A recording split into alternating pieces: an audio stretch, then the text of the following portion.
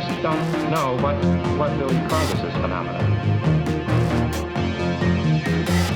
So this has been going on for a very long time, but every time it happens, the scientists come up with a new explanation for it.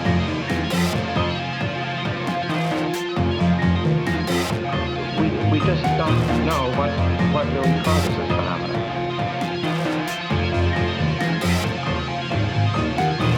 And that's what the witnesses are always describing, incredible as it is.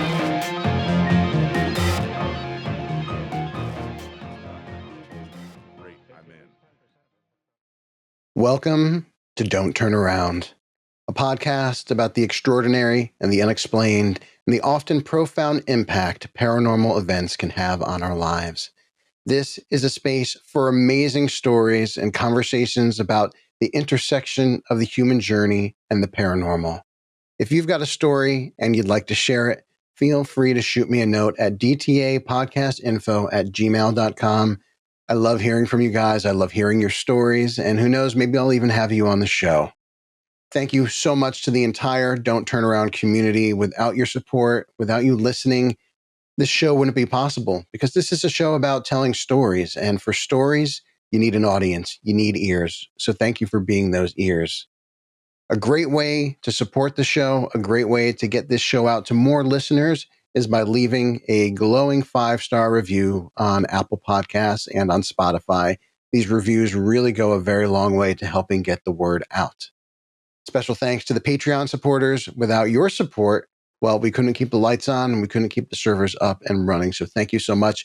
New content will be coming in September, which includes short fiction as well as Don't Turn Around extras. So make sure to swing by patreon.com/Phil Rossi to check that out. All right, that's enough chit chat. Tonight's guest is an artist and psychic medium and a holistic practitioner. She uses her talents at a healing arts studio where she can help people in the full circle of their life journey, incorporating all of her passions. She is an experiencer, a paranormal enthusiast, a self-proclaimed tunnel rat, an all-around magical individual. Casey Maxwell, welcome so much to Don't Turn Around. Thank you. Thank you for having me, Phil. Yes. So we first met in West Virginia at your work, and we had just a really amazing conversation. And I knew right away that I needed to have you on the show. So I'm so glad that we could make this happen. Yeah, it definitely felt really aligned. There's a couple of us women that work out of one shop together. My friend Whitney's shop, Mountain Mama Magic, and you guys happened to show up, and I happened to be running the store that day, and yeah, it could have been anybody else, but it was me. It was you and it was us. So I'm so very glad. So with new guests, I love to start at the beginning. I love to hear about those early parts of their journey that created this interest in the unexplained, this interest in the larger reality that sort of wraps our own reality. Yeah. So where did this all begin for you? I have a default story that I normally tell people in regards to a grandparent that passed and this crazy morning awakening that I had, walking into my grandmother's room and this thing that I saw. And I was about 6 or 7 years old, I believe, at the time. And then later on in life, I started to backtrack with some of those memories where I had suppressed things from trauma and then had remembered things earlier on, closer to 3 and 4. But sticking with my default story, there was this moment when I woke up maybe 5:30, 6 a.m. I don't remember the time of year, but I know that the sun was just starting to come through the windows. And I left the guest room. I was staying with my grandmother's best friend at the time because my grandpa had just passed and she was watching over her. And I remember going, for whatever reason, I felt compelled to go into my grandma's bedroom, but I just stopped at the doorway. And a lot of these memories for me, I will say before I go any further, it's like watching yourself in your own movie reel. I had a lot of those kind of out of body, like side reel experiences where I wasn't just perceiving what was happening, I was watching myself do it. And I remember that it's like if the window opened and these white curtains kind of blew a little bit like this. And it felt very, like I didn't feel afraid. I remember just being really intrigued. But these white curtains, they blew, the window wasn't open, and this kind of very white, whimsical, glittery being kind of appeared and was watching over my grandmother. And I remember it kind of, if it had a head, it didn't really have like a full form except for the Yeah. shoulders and like the shape of that.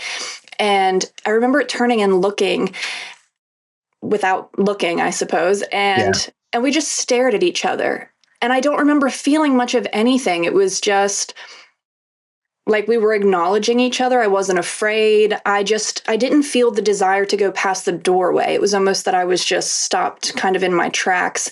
And later in life, I remember contemplating if that was a dream.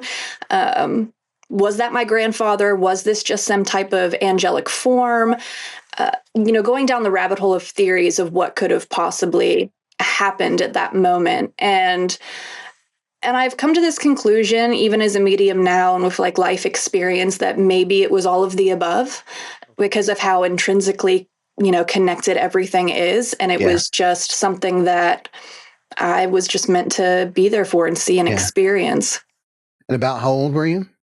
6 or 7. I want to say 7 because I believe he passed like within that 6-month period. Yeah. I just can't remember the month. Yeah. Yeah. And do you remember at that time having any kind of an understanding about ghosts or angels or other things supernatural? I want to say that around the same time, especially in school, like getting into our generation was just starting to use computers. And I just had this desire to research stuff. I was naturally already drawn to a very witchy shadow side of things, but that particular side of my family was Pentecostal. And so I was growing up in a very kind of strict religious upbringing where I was just also learning about Jesus and Christ. Yeah.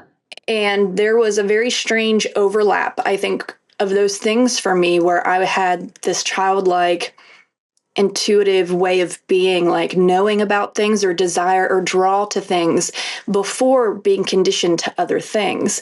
And I think maybe that's why it was so neutral for me experiencing that, there was no real strong conditioning or memory to the conditioning at that point. That's interesting. Do you think part of it too, as you're talking about having the conditioning as children, we're more open to this, right? Because we don't have that conditioning. Yeah. So I'm thinking that certainly must have played a role, plus a ability that maybe was already beginning to express itself to perceive these things. Now, do you feel like it was something inward that was guiding you to pursue this knowledge, or do you feel like something maybe was guiding you in the pursuit of this knowledge?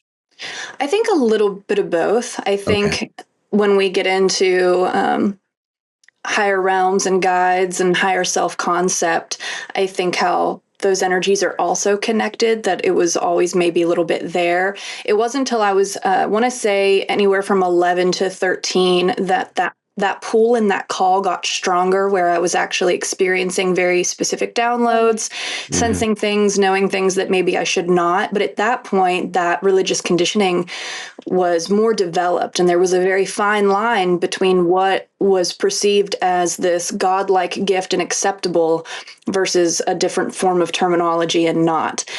And that really shadowed and colored a huge part of my life experience till I was an adult and much more comfortable to come out about those things. Yeah. So then at that age, and teenage years are challenging and of themselves. So much is changing. We're becoming self-aware. We're becoming more socially and emotionally aware. And then you have this sort of this instinctual path. And then you have this institutional path, right? Yeah. And what was that conflict like for you? It was very similar to already growing up in a divorced home and being split between the two separate families where, you're one person here and you're one person there. Yeah. And I always felt pulled between multiple different versions of myself. And I I remember feeling very much like someone that is afraid to just come out about their gender or sexuality as well. That I was hiding parts of myself Yeah. to be accepted, to not get in trouble. So many layers to that, but on a soul level, I believe that children at a certain age, through their hormonal changes, through that level of innocence and conditioning, are very sensitive and very susceptible to a variable of things spiritually. And I've incorporated a lot of that in my work now with working with teenagers, when parents allow it or they need it, Yeah. to help kind of navigate some of that. I lived out west for about a decade, and coming back home to where I am now was important for me, for my sisters, because they didn't have that same conditioning on the one side of the family. And I was concerned about if they had their own gifts and abilities like I did, especially if it was a lineage type of experience, what would that look like for them in their own growth and going through those hormonal phases? And I've been really blessed to be able to have the interaction that I do with them, where my mom and their father leave space for that for us Yes. without trying to, put walls up or block it or navigate it themselves. Yeah. Yeah. Which must be very, very helpful with what could be very challenging. Yeah. Socially, within your peer group, were you able to be open about this stuff, or did you keep it close to the vest? I think as in the teenage years, with some of my friends, it was us hiding and doing like little spells where you put rose petals Yeah. in the Yeah. thing of water and you want to know your lover's name and like what initials will appear for me. Yeah. I know some kids, especially at younger age, they got their hands on Ouija boards. I Yep. didn't personally have that experience till much later in life.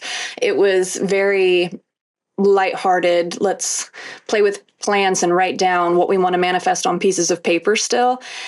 But there were shadow sides of it, because I think of mental illness at those age and when you grow up in a specific type of environment. So trying not to be consumed by maybe a negative or darker side of things can be really tricky at that age. Yeah. It didn't become a very lighthearted and kind of positive way of being or thinking until I left where I grew up. And I just kind of threw myself out there at a really young age and was like, I need this for my physical, emotional, spiritual well-being. Like my sanity needs this for me to leave and find out what, spirit was really trying to show me, teach me, or who I was supposed to be. And so in the sense of socially and peer group, I got a lot more support, and I aligned with a lot of at the time unknown spiritual teachers and people that would guide me on that Mhm. journey once I moved farther west. Yeah. And so let's talk a little bit about that journey. Starting from the start of the journey, Mhm. making the decision, which you alluded to a little bit. But was there anything that you felt was holding you back from making that move? I say more than anything, just family. It was Yeah. really difficult on my mother more than Yeah. anything. I will never forget her face and the setting and everything the day that I made the decision to leave and got in the car and did that. And my Yeah. sisters at the time were babies. I mean, they Yeah. were 2 years old, and it just felt like it was now or never. And then once they were more aware, conscious beings, my involvement in their life could be more important, more developed at a later time where I really needed that for myself. Yeah. But I have told people often, whether client, friend, or otherwise, that when you put yourself in a vulnerable position for a greater good for yourself and kind of jump into the unknown, the universe will align with you. And it is amazing what kind of doors can open and what kind of people will be there to help, even when you don't know what you're doing. Yeah. Yeah. I think that's a beautiful statement about taking a leap of faith and about the power of faith. Sometimes I think faith is so interwoven with religious faith, Hmm. but faith is a much broader thing. Faith is really about belief. even if it's just believing that things will ultimately be okay, Right. or believing that this is what I need to do for my authentic self. Yeah. And to discover that earlier in life, some people go their whole lives without even knowing there is such a thing as the authentic self, and that it's something that can be pursued. And you went ahead, you took that leap of faith to figure out what is the authentic self, what is your authentic self. And then not only that, you took what you learned and now today are using it to help others. And that is such a remarkable and wonderful thing. Thank you. Trying my best. That's all we can do. That's Yes. all we can do. So what was it like when you got out west? What was that part of your journey like? I ended up with some friends that I initially met at church camp when I was much younger in a cabin on a 10-mile dirt road in the middle of a desert with a generator for water, no heat for the water, one wood stove, and 2 solar panels. Wow. Yep. That's So amazing. I was living my best wild woman life for months, and I remember when I felt like spirit was telling me I needed to go back to the real world. It was like throwing myself to the wolves. It was really hard to think that I had to come back out here and play and do adult things.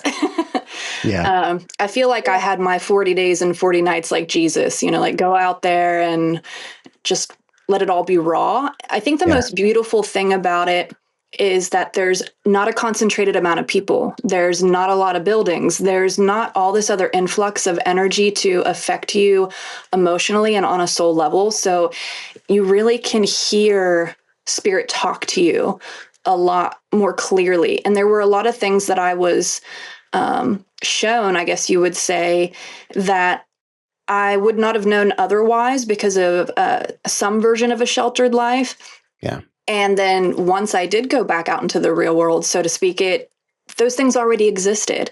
And so it was a nice confirmation that there's people out there doing those things or living that life or being that person.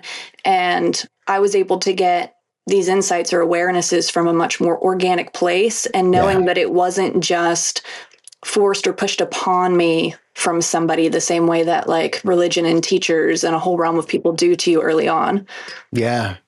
It's amazing what kinds of revelations can hit you when you remove those distractions. Now, I can't say that I have ever gone to those lengths. I mean, someday I would love to, even if it was just for a couple weeks, to just completely go off grid and really find that center. But it is remarkable that when you are able to shut down those distractions, how much closer you feel, not only to yourself, but again, to something bigger that isn't necessarily God or the universe. We don't really know what it could be. I think it's a very individual thing, and it's a very intimate thing. Yes. Yeah. As far as your mediumship and that gift, how did you come about learning about that? Was something that you were in touch with? I had someone ask me a similar question recently, I think just through social media, of even in regards to how to develop. And funny enough, I think it's kind of silly because it can be intimidating to people to do. But I tell people that your imagination is your greatest tool. And we've been conditioned to believe it's the stereotype of like a fabrication of our minds is the imagination, because we can just dream up anything. But seeing things, whether I could trust them in the moment or not, getting to a place where like you ask the random person the random question when you're sitting on the bench in the middle of town somewhere and you're making up a story about these people and you're like, is it real? Is the story real? And I think a lot of us are doing that. A lot of us are having these storylines or these thoughts or these perspectives or these knowings about people, and not realizing that we're probably 85% right. Yeah. And so getting to a place of not being afraid to ask those questions, test the random thoughts, and put myself out there. I will say that starting with a pendulum at a young age was a really big divination tool for me. And it's something that I don't actually now use that much, because I've learned that it is one of the divination tools that is more easily manipulated with emotion. I And see. so we can affect it. But starting out very early on, if you want to learn how to sense or trust vibrations or feelings, it's a good way to do that by asking simple yes and no questions about things that you already know or fact or false, and navigating the feeling that you receive and the response that you receive when using specific type of divination tools, so you can train your own discernment. And that was super helpful for me. That's amazing. And what was the process like as far as really developing it in a way that you could use it to help others? Well, I will say that in the sense of making it a full-on job or more of a priority, there were two different jobs that I was already doing that allowed different aspects of those doorways to open. One of them was when I would clean houses, or I worked on vacation rentals, or I worked at like a fly fishing lodge. I got to a place where I wasn't comfortable physically cleansing without spiritual cleansing, and because of those knowings of seeing beings or entities or having like timeline visions of spirits in a space, it got to a point where I just felt like I couldn't do one without the other. So the paranormal walkthroughs that I do, or the consultations that I do at people's homes, that started to open up fairly quickly, where people would just let me come in and cleanse and have casual conversation with them about the things that I would see or feel. And instead of just saying, I'm seeing this or I'm feeling this, it would also be asking those questions and navigating to get confirmation, and not being afraid to put yourself out there without concern of judgment. And then on the other side of things, I was doing reflexology and Reiki and working out of a studio and a barber shop in town for about a year and a half. And I had casual conversations with the women there about also having these other abilities and not really having done it publicly to that degree, like as a job. And they started holding space for me to do that. It would let me come out and talk to the women getting their nails done and just have casual conversations. So it didn't feel so much like pressure. And then it just became very word of mouth.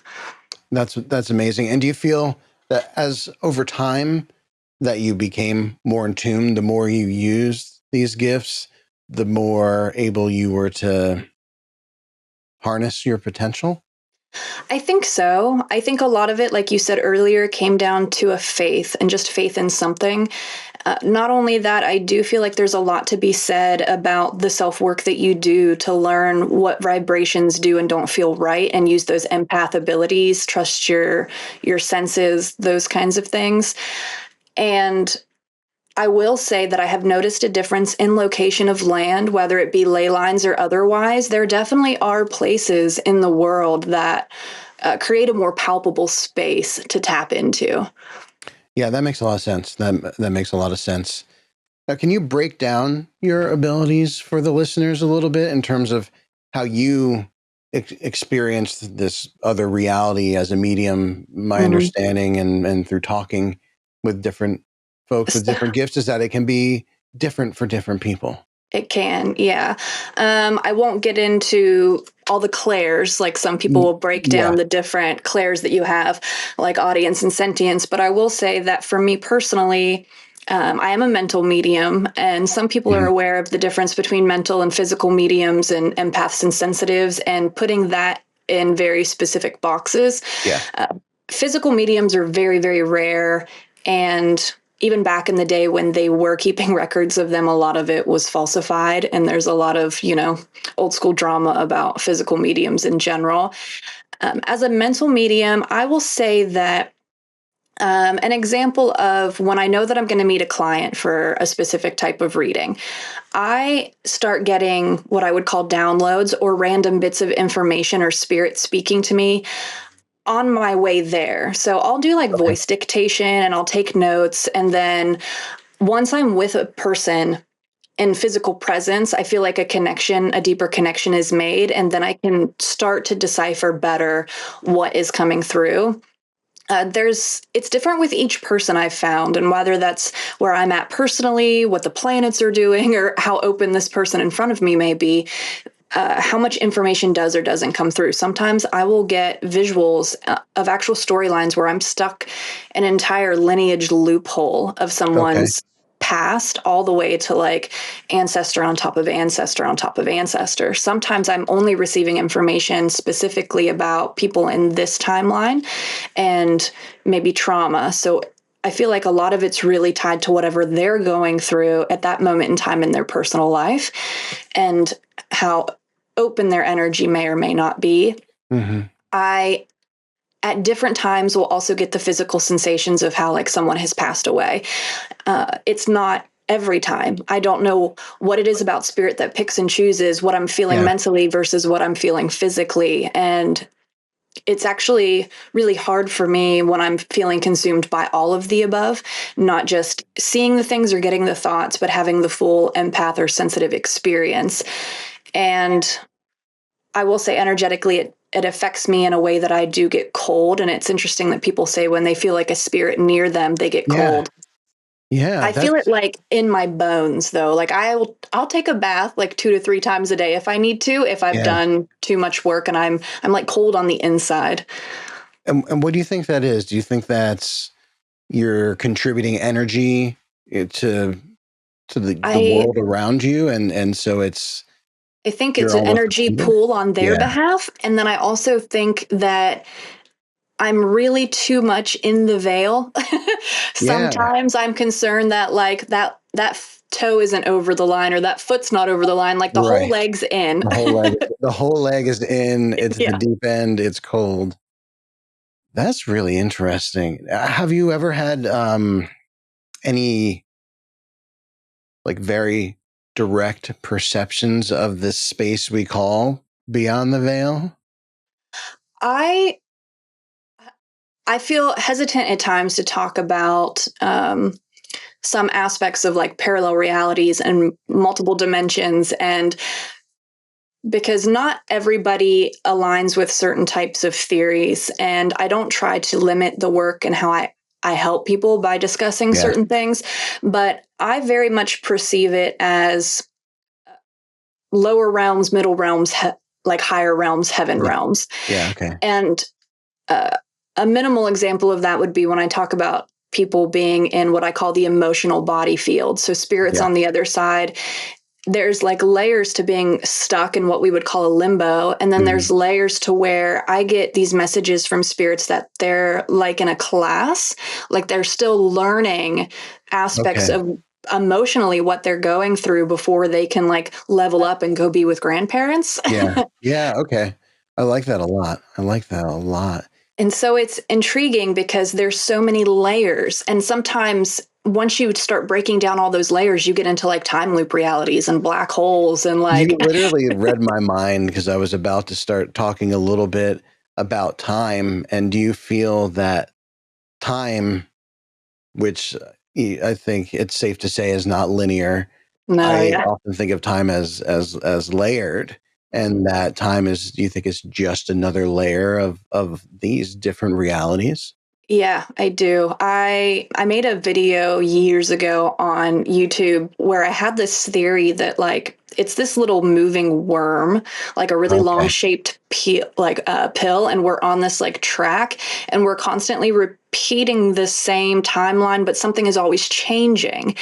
And so things become different, why we have weird deja vu, but maybe because we have free will, the butterfly effect, somebody does something to themselves, all of those things alter the reality and it just keeps going. But then there's like layers of the same track and multiple realities moving. Kind of forward and back, but something's always changing. Yeah, something's always changing. And I feel like, and then I also almost see like a surface of like a lake or a pond, and that our moments that we experience, the decisions we make or don't make, are effectively causing a ripple, right, out on this pond. And then these ripples intersect with other ripples. And again, it's a wonderful thing to think about. I don't know if we'll ever be able to know for sure, but maybe it is I mean, do you think there are things that are just simply beyond knowing? I do, and I think that's what makes part of the human experience in this plane of existence as exhilarating as it can be, because it gives us always something to search for and hope for and want to know more. And I think that's a part of the evolutional process as well. I think there's a lot of things that are known to some and unknown to others. And so it's going to be different for each person. But I think it would be really boring if we did know it all. It really would be boring. It really would be. I do have to say that when you were talking about the pond and the ripples, though, in the sense of realms, my mom and I often make jokes that like some of our ancestors, like grandparents more specifically, or certain loved ones, are looking at us through this like water bowl or fountain from like the heaven realm. Okay. And so like their version of maybe poking it and acting as guides is like affecting something taking place. So if I channel somebody or someone comes through like a family member when we're hanging out, she's like, "Oh, they're looking in the fountain again." Oh, I love that. I love that. I like the poking at it idea as well. And it's funny, I often, when I'm talking about the universe and being guided in different directions, I almost talk of these inspirations, maybe we'll call them for now, as currents. And we get swept up in a particular current, or current pulls us in a different direction. And there could be that intervention, right, from our spirit guides, or Yeah. just pushing their hand through this water, and it's making a new current for us to catch or fight against, as we sometimes do. And it's interesting just with respect to change, right? Change is it's most uncomfortable when we resist and when we push against it. But it's when you lean into the change and sit with the discomfort, suddenly your energy's moving again. Right. Flowing with the current instead of against it. Exactly. Good stuff to think about. It is. So now I want to talk about some of the spooky stuff that you've experienced. Okay. Yeah. You shared a little bit about this tunnel, this magical tunnel. Yeah. So please share with me and the listeners all about the tunnel. So the Flinderation Tunnel, as it's most commonly known, is Brandy Gap number 2. It's part of the rail of trails in this area, in the Salem, West Virginia area. And it is, over the years, become more and more and more popular. And I find it fascinating because I'm living in my own little bubble, and I'm just this little girl that grew up riding her bike to it and playing in it. Yeah. And so I've always called it my haunted playground. And it was one of the first places that I had lived full visceral experiences. My first time ever going in, of the different beings that I saw, the spirits that I saw. I felt the train that wrecked there, like rush through my body, and like physically turned around. And this was all happening when I was 11 years old. And it just opened up a gateway. It's like my own personal portal. And I remember being a kid and, being in the car when my parents would drive by, and you just kind of like get a glimpse of it when you look down this one path of the road. And it just felt like it was like pulsating, like it calls to you. And I've gotten mixed messages from people. Like there's some locals that'll say, "Oh, I know that. There's nothing's going on there." And then there's like a realm of people that have obviously had really wild experiences. I remember walking one day and, a couple and their child showing up, and just felt compelled to chat, and was super casual. And they told me a very particular story about how they had actually witnessed a full floating green lantern.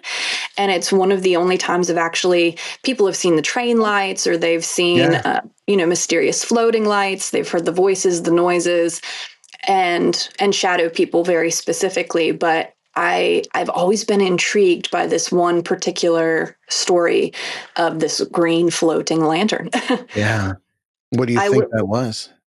I want to say that there's a couple things for me. One is when you think about the people that worked on the train and doing like midnight checks or walkthroughs, and back then they would have had big old lanterns. Yeah.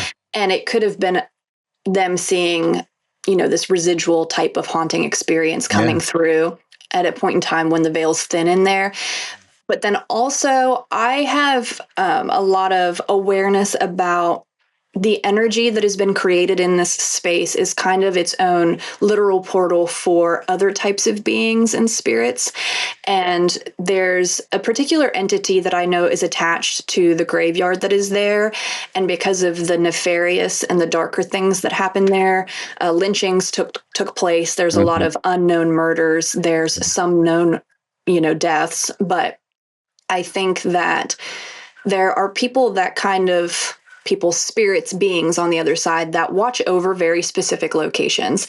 I think you have the light and the dark aspect of that. And I call some of these beings overseers, or it would be like the guardians of the gateways.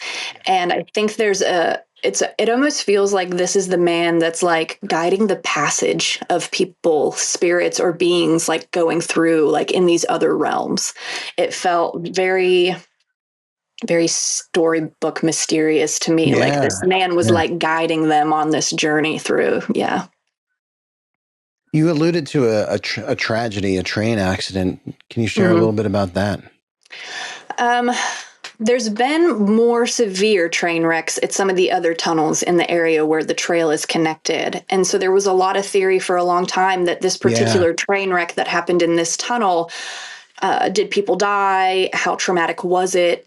And I'm actually writing about it in my book about it, and I will give away this small piece of information that I have talked to an original person of the land here, a very nice old-timer neighbor that gave confirmation that nobody died in this particular train wreck. Okay.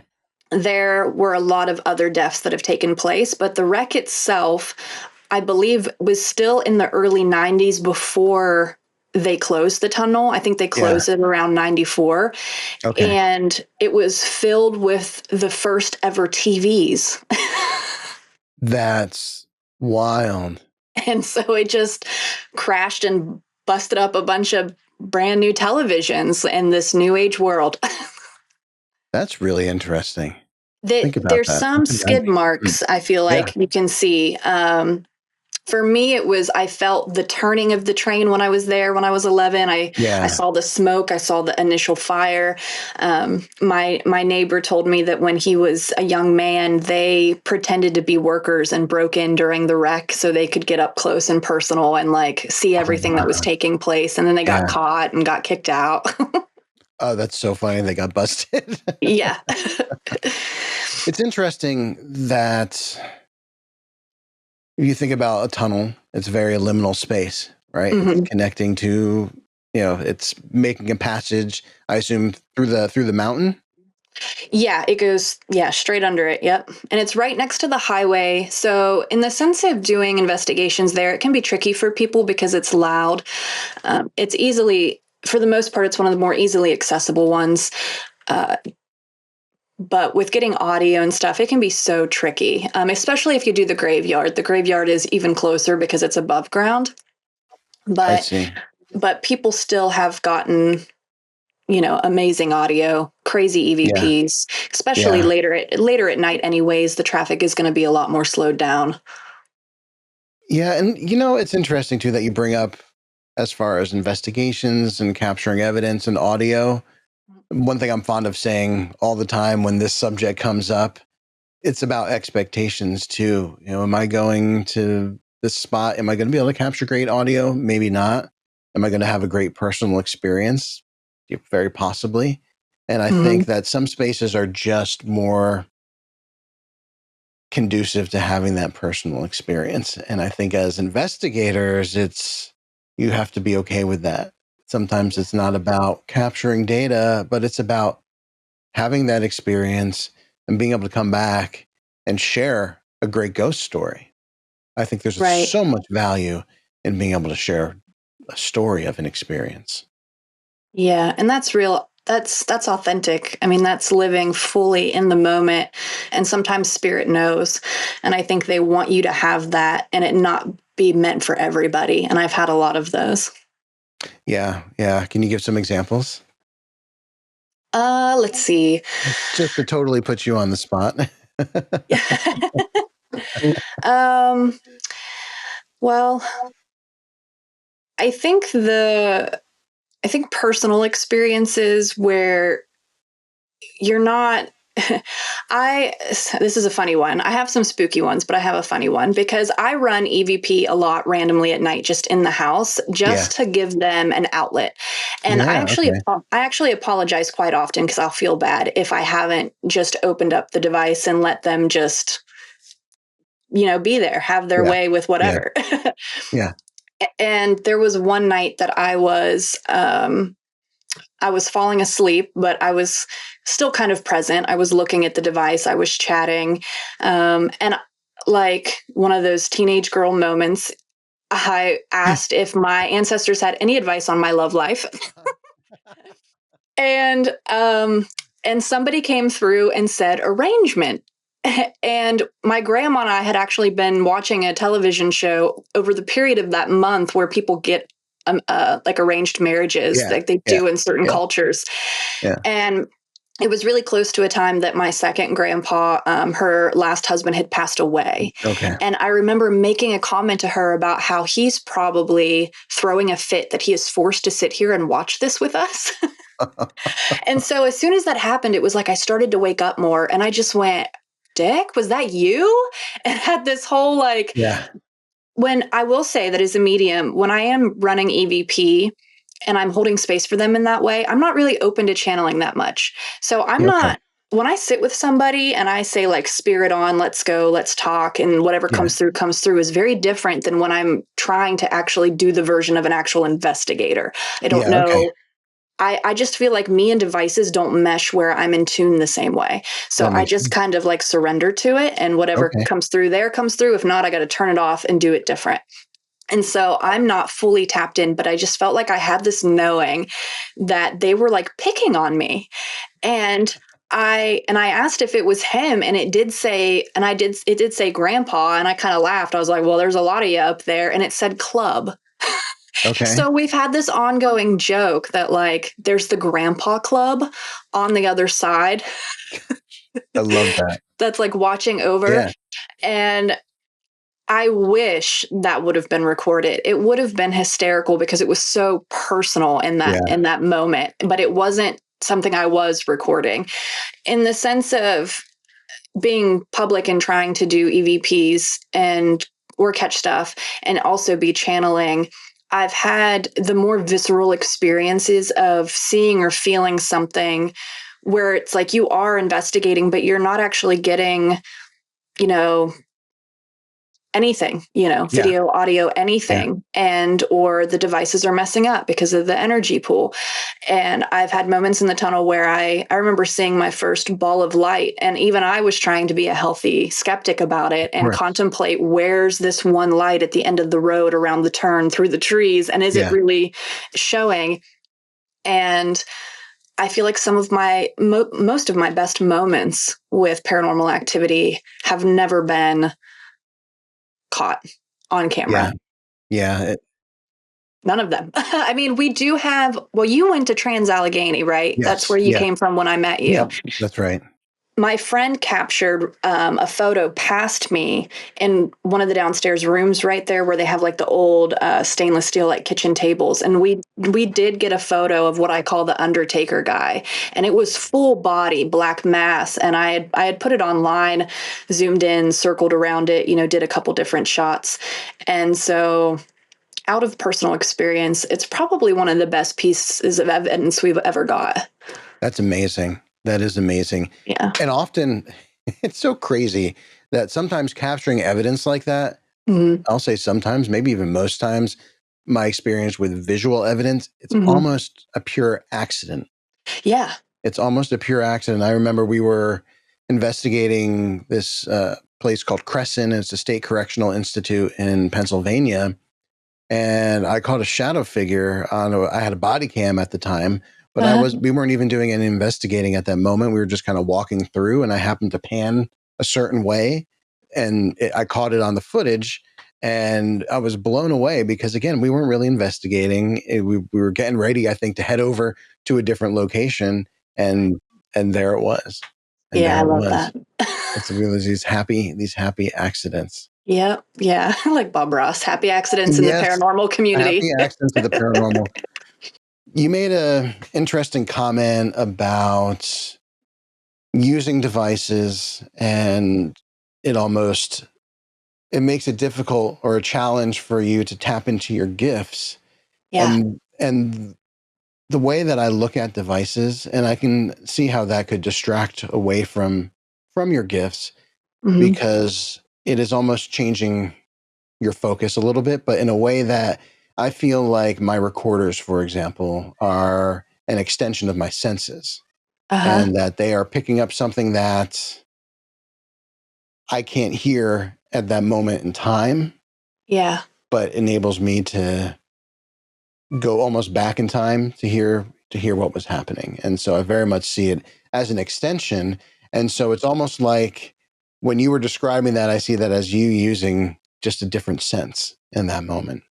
Right. Yeah, that's true. It's a great perspective. I like that you said extension because when I teach about the energetics in people's like physical space, their home, and Mhm. talking about the cleansings that I do, I always work with people in a way where I say that like you have to participate because it is an extension of yourself, like your car, your home, like you said, your devices, all of these things are energetic extensions of Yeah. ourself in the 3D world.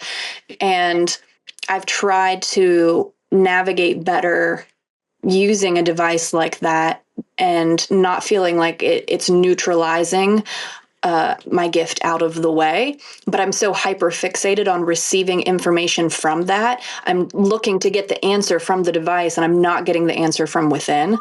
Yeah. And I find it to be tricky. Sometimes I'll get a word and I will be able to tap into what entity or spirit that is. And then I'll be able to know when that's like random or it doesn't apply and like the radio frequencies are totally messing Yeah. up. Yeah. That makes so much sense. So one last question for you before we get to the question of the show is, you mentioned sort of spirit on, spirit off in conjunction with your ability. So is it something that you can effectively tune in and tune out? I am actually really good at doing that. And I don't know if that is a self preservation thing, if that is a spirit guide thing.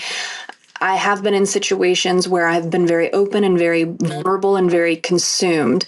And so it's, I think with age and experience, it became easier to do that. But there are some situations, even recently, for example, where I got sucked down one of those lineage rabbit holes for a friend of mine, where the talk of grandmothers and like old Appalachian grannies were up for conversation casually, and it just happened. I just got fully immersed. I had a whole physical heart attack experience. I went all the way back to some woman in the woods who went through a traumatic experience. And I actually had to go in the Reiki room at our shop and sit with the singing bowls. And I haven't had Yeah. something that like affect me that deeply and that intense where I had to like shake it off, like remind myself it was her family stuff, not my stuff. But it was very difficult. It affected me for quite a few days. Wow. But I'm pretty good about, I can just sit at home or I can watch TV or I can be in town and people won't be bothering me. But I do have places that like the hospital or Mhm. certain that it's a little trickier because I feel like we're walking around like tubes of light, and Yes. I feel like we're all being looked at with different like energy waves as well as colors. And I feel like smart spirits on the other side, they know and they want to come through. And it's the aching from them. It's the desire to be seen and heard and the mystery solved and the one family member spoke to and wanting someone to be that conduit for them and knowing that you can't always do that because that means you'd have to be a psychic detective and you'd have to get very specific information for them about what place to go to, what person to go to. I find that out of everything, even navigating people's dark emotions, to be one of the hardest is Yeah. knowing that sometimes you can't help them and you do have to walk away. Yeah. Has that been something you've had to work on to be okay with walking away? I think it always takes me a minute to emotionally process it, and then being distracted by work or otherwise helps. Yeah. Yeah. The You mundane. just get kind of thrown back into your own personal life. Yeah. Yeah, that makes a lot of sense. Well, we are now at that point in the show where I get to ask you the don't turn around question. I'm not going to do any more lead up other than that. I'm just going to flat out ask, Casey, do you turn around? Yes. And I have, and I would, and I also have not. Yes. So it's conditional. Yes. I love it. I love it. It's a conditional turnaround. It's a conditional turnaround. I think that's the first time that phrase has ever been used on this show. So I love it. The conditional turnaround. Yep. That is brilliant. I love it. I love it. Well, Casey, let my listeners know where they can learn all about the amazing things that you're doing. I will say that I am trying to get better at social media. I stopped participating with this kind of work online for a long time, but I am on Instagram as Green Fire Muse, also the Muse Effect, where I post a lot of the art and the tattoo work that I do, and I'm going to start incorporating more of the paranormal aspect on there. I am on YouTube. I'm getting back on YouTube, and I've also just started a TikTok account. Most of them you can find under the name Casey Maxwell or the Muse Effect. Awesome. Well, Casey, thank you so much for joining me today. Yes, thank you. And to you, the Don't Turn Around listeners, thank you for being part of the community, for listening to this episode. If you think there's someone out there that would enjoy this episode or benefit in any way from hearing it, I encourage you to share it with them. As always, thank you for the reviews. Thank you for being, again, part of this community. And we'll catch you next time.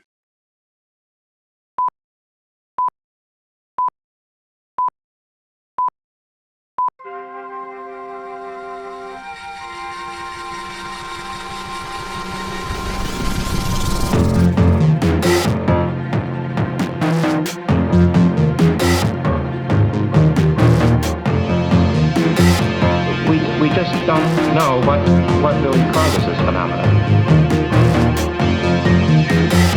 So this has been going on for a very long time, but every time it happens, the scientists come up with a new required divination plan.